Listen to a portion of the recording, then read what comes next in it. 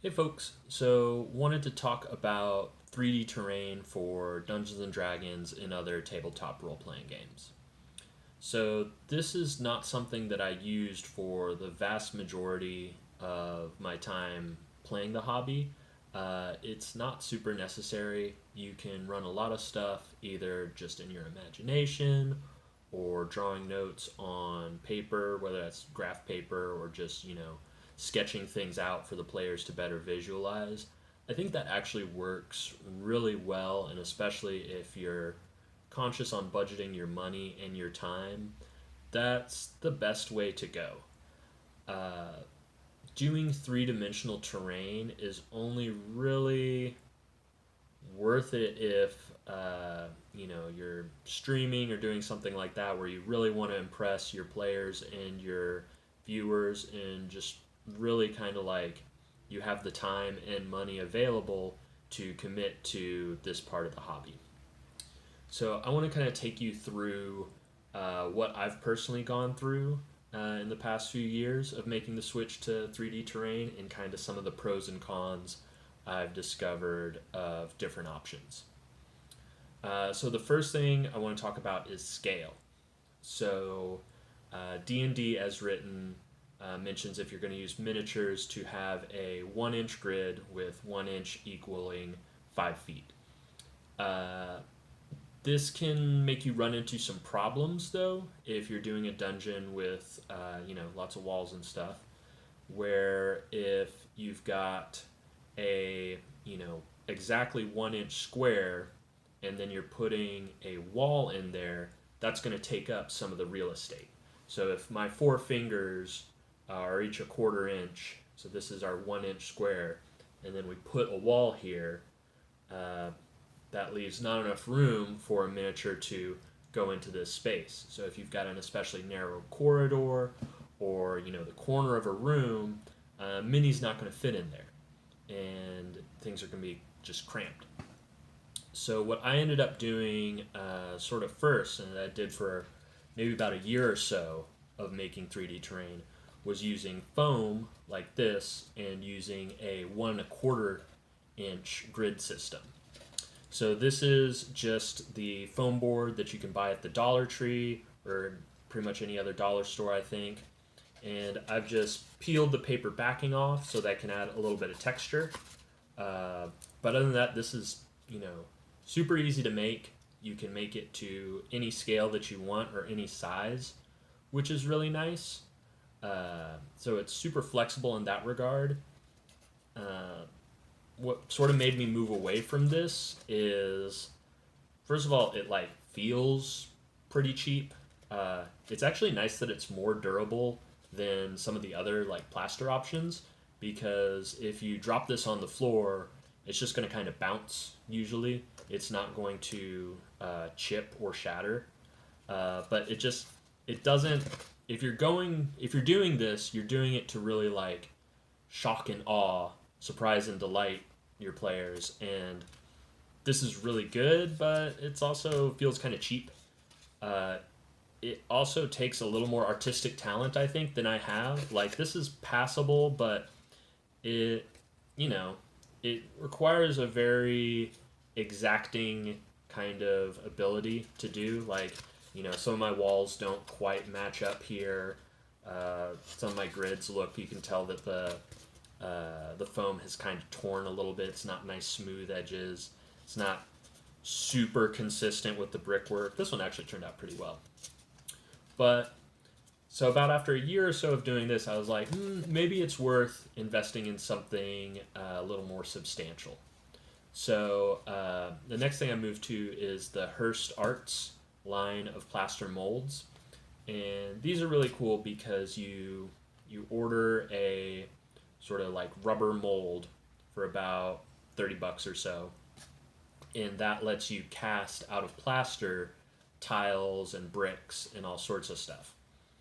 Uh, Now, one issue I had immediately moving to this is they don't make the 1 1/4 sized grids. They do make 1 1/2 or 1 inch.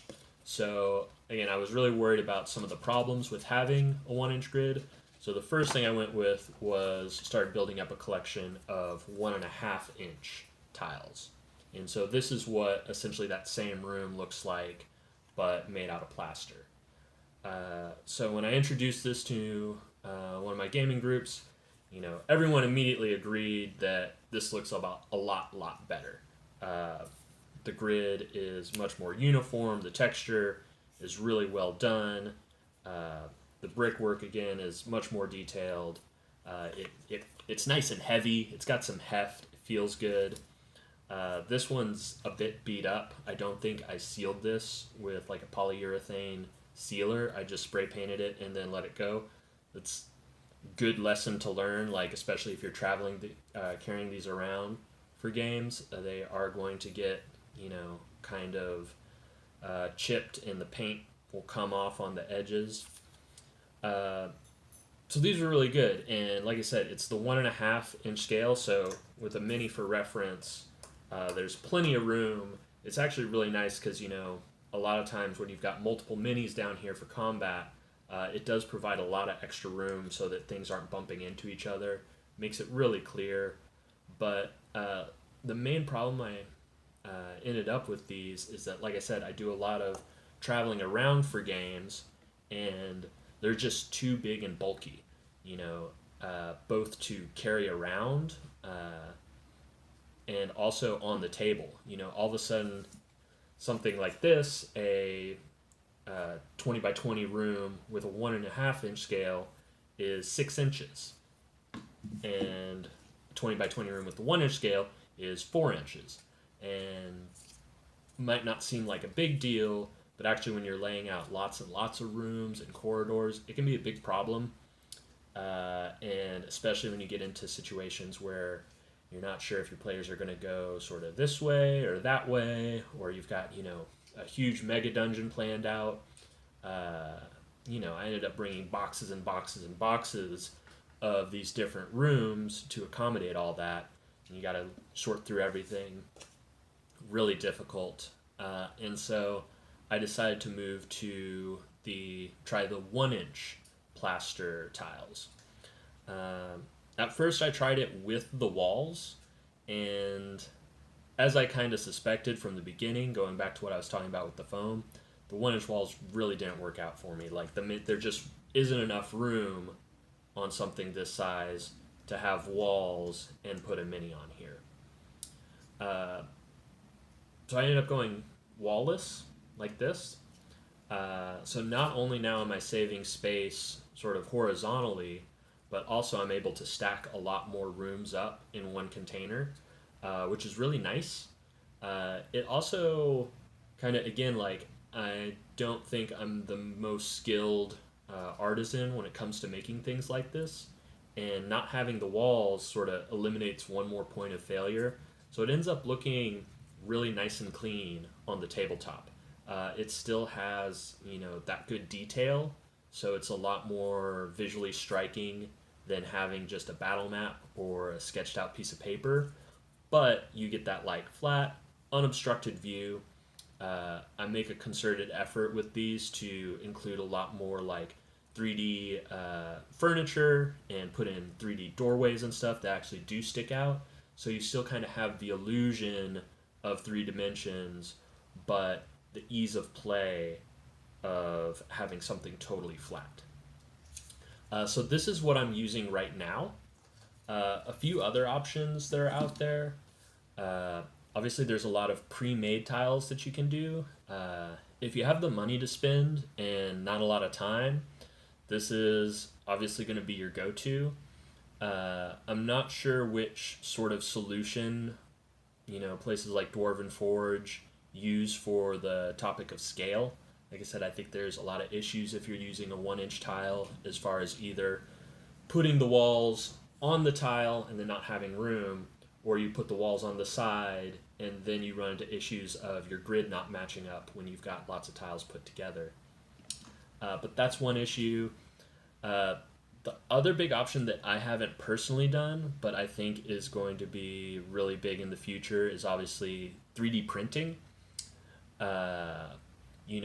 It's not something I know much about. As far as I know, right now it's kind of like Either you have to be a gifted 3D modeler and make your own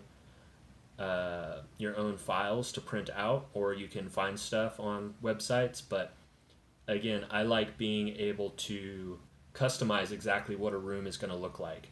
Uh, I don't like having. It's another thing I forgot to mention, but I don't like having modular, like 2x2 tiles or something like that. Uh, it takes too long, I feel, during play to be like, okay, let me set up this big room real quick. I like having a room in one solid piece that I can just be like on the table. There it is. Here's the monsters. That's what you see.